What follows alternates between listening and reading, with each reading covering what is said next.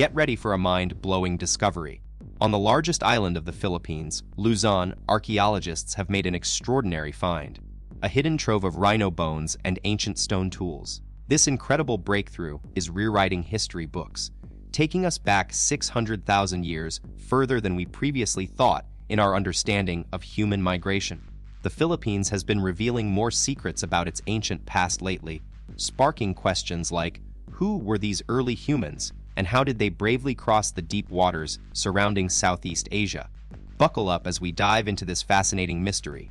Hold on to your seat as we blast off to the past. Around 709,000 years ago, an incredible event took place on the Philippine island of Luzon. A rhino was butchered using ancient stone tools by someone or something.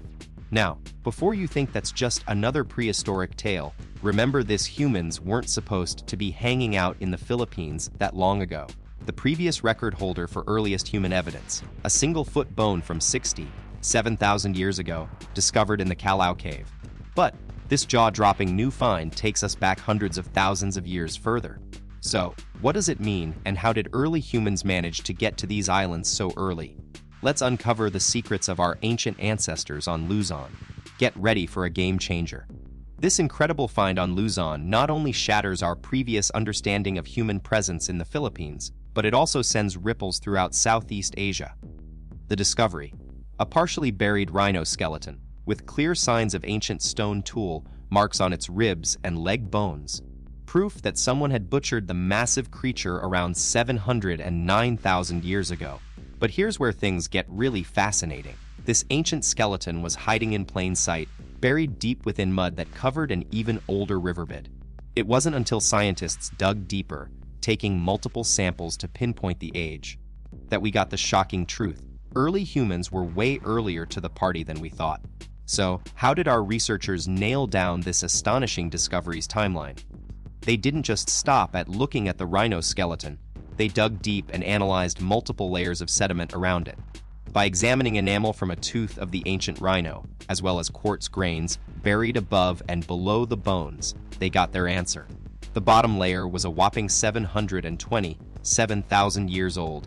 The rhino's tooth itself dated back to around 709,000 years ago, while the top layer clocked in at about 701,000 years old. But here's the thing: these results didn't come easily or without some controversy. The team used a super accurate technique called electron spin resonance, or ESR, which tracks how electrons build up over time after being exposed to radiation. When findings like this challenge our current understanding of history, it can spark debate and get everyone talking. And that's exactly what happened with this groundbreaking discovery. But here's what really got everyone's attention. This finding wasn't met with any controversy at all. In fact, several top-notch experts weighed in on the research, and they were blown away by how carefully the team used their dating technique. Alistair Pike, a leading archaeological dating expert from the University of Southampton in the UK, even gave his stamp of approval, saying these researchers truly nailed it. So, who could have been behind this ancient hunt for massive rhinos? We've had clues pointing towards early human habitation on Luzon for decades. Remember those stone tools and fossils uncovered back in the 1950s? So what was holding them back? Well, researchers just couldn't pinpoint those earlier findings from Luzon to a specific time period in history. Specifically, the Middle Pleistocene era spanning 120,600 to 781,000 years ago. But then came the breakthrough excavation in northern Luzon's Kalinga province. Uncovered were 57 stone tools and more than 400 animal bones of creatures like monitor lizards, deer, turtles, and stegodons, an ancient beast related to mammoths and elephants. And while those discoveries were exciting, it was the recent rhinoceros remains found in Luzon that gave scientists their first clear timeline for these findings. But who could have been behind this ancient hunting scene? It definitely wasn't Homo sapiens, our modern human ancestors who didn't emerge in Africa until much later. The smart money's on Homo erectus, an early human species that first appeared nearly 2 million years ago and was the first of our genus to venture out of Africa. More clues are pointing towards Homo erectus being the ones behind this ancient hunt in Luzon. Fossil evidence has already linked them to China and Java, with similar time frames as the rhinoceros remains found in Luzon. This suggests that they were indeed present in Asia around the same time. But just like any good detective story, we can't jump to conclusions just yet. Thomas Ingico, the lead researcher, is keeping things real by saying we need human bone evidence from the site itself before making a definitive call on who did the butchering. So, it's still possible that Homo erectus wasn't the one wielding the stone tools. Maybe another ancient human species, like Homo floresiensis, could have been responsible. This tiny but fascinating hominin was found 3,000 kilometers south in Indonesia's Flores Island and lived from around 60,000 to 100,000 years ago. Its unique features might have developed due to being isolated on that small island for so long. Talk about an extreme survival story. Let's dive back into this fascinating story. The Hobbit, or Homo floresiensis. You might remember them from their appearance in human history books. Also have a link to our ancient friends in Luzon. In 2016, researchers uncovered jaw-dropping evidence, literally. 2 studies published in Nature revealed that a partial lower jaw and 6 teeth of at least 1 adult and 2 kids existed on Flores Island, dating way back 700,000 years. But the most mind-blowing part, these human remains showed an incredible transformation, from regular size to shrinking down to about 3.2 feet tall in just a blink of an evolutionary eye. Scientists think this miniature hominin might be a dwarfed version of early Homo erectus that got stranded on Flores and adapted to its new environment. Could the mysterious butchers of Luzon be the ancestors who later evolved into our tiny, island-bound friends, the hobbits? That's one wild theory in the world of paleoarchaeology. So here's where things get even more intriguing. Despite the cool connection we just explored between the hobbits and the rhino butchers, it's crucial to remember that without a full human skeleton found in Luzon, pinpointing who these ancient inhabitants were remains a big mystery.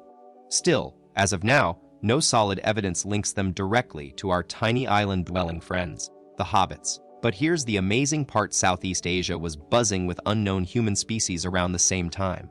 This means we're talking about multiple, unique human stories unfolding simultaneously in this region. And get this, according to the lead paleoarchaeologist on this discovery, every single island could hold something special. Can you even imagine the possibilities? Just think of all these hidden chapters waiting to be uncovered in our shared human history. Now buckle up, folks. We're diving into one of the biggest whodunits in human history. How did our ancient ancestors even reach Luzon in the first place? You see, back then, this island was completely surrounded by deep water, just like it is today, making it a serious challenge for any would-be settlers. The straightforward answer might be boats, but let's be real. We're talking about humans who were still evolving and hadn't quite figured out how to build the kind of vessels that could take them on long ocean voyages. But here's where things get really interesting. Paleoanthropologist Susan Anton from New York University thinks our ancient ancestors were way more resourceful than we give them credit for. When it comes to Homo erectus, a species she spent years studying, Anton believes they were pretty clever and capable of some seriously impressive feats. So, what do you think? Could these early humans have found a way to conquer the waters and make their way to Luzon after all? You won't believe what's rocking our understanding of human history. Recent discoveries in the Mediterranean Sea are blowing the lid off previous assumptions. It turns out that Stone Age people were already master sailors, using boats way earlier than we thought, a whopping 130,000 years ago. This raises some serious questions about how resourceful and capable our ancient ancestors actually were. But here's where things get even more fascinating. Despite this new evidence, Susan Anton still isn't convinced that they deliberately set sail across the Southeast Asian seas. Instead, she thinks it's possible they hitched a ride to distant islands on tsunami waves, or even got swept there by typhoons that detached land and debris. Whoa, talk about a game changer. What do you think? Were ancient humans more clever than we gave them credit for, or did Mother Nature play a bigger role in their migration? Get ready to rewrite the textbooks. More and more evidence is pointing to Homo erectus being way more adventurous than we thought, with possible proof that they were navigating their way to far-off islands on purpose. It's like a thrilling detective story. Every new find adds another piece to the puzzle. Take the incredible discovery of a rhinoceros skeleton. For instance, this one finding is about to send shockwaves through history books. Not only does it mean Homo erectus was hanging out in the Philippines way earlier than we thought, but it's also giving us serious food for thought, Paul. Were these ancient humans really as capable and resourceful as we're starting to believe? This revelation just keeps getting juicier. The rhinoceros skeleton isn't just a big deal because it rewrites the timeline for Homo erectus in the Philippines. It's also proof that even an isolated island like Luzon was home to these early humans around 700,000 years ago. But here's where things get really exciting. The butchery marks on those bones are smoking gun evidence that our ancient ancestors knew how to craft tools and use them to take down their prey with precision. We're talking a level of sophistication that's seriously blowing our minds. And if one site is enough, two others have similar markings, making it look like this was a skill shared by multiple early human species, but not Homo sapiens, because let's be clear, they weren't around yet. So, we've got a triple threat: Chakushan in China, Ngabung in Java, Indonesia, and now Luzon in the Philippines, all with butchery marks on their bones, hinting at ancient tool-wielding skills. But here's the kicker. We're still scratching our heads about what life was like for those early Middle Pleistocene hominins in Southeast Asia. It's a total mystery, folks. So, this discovery has us wondering, is it time to shake up our understanding of human evolution? What do you think? Should scientists be taking another look at how we think our ancestors lived and adapted? Let us know your thoughts in the comments below. That's all for today, folks.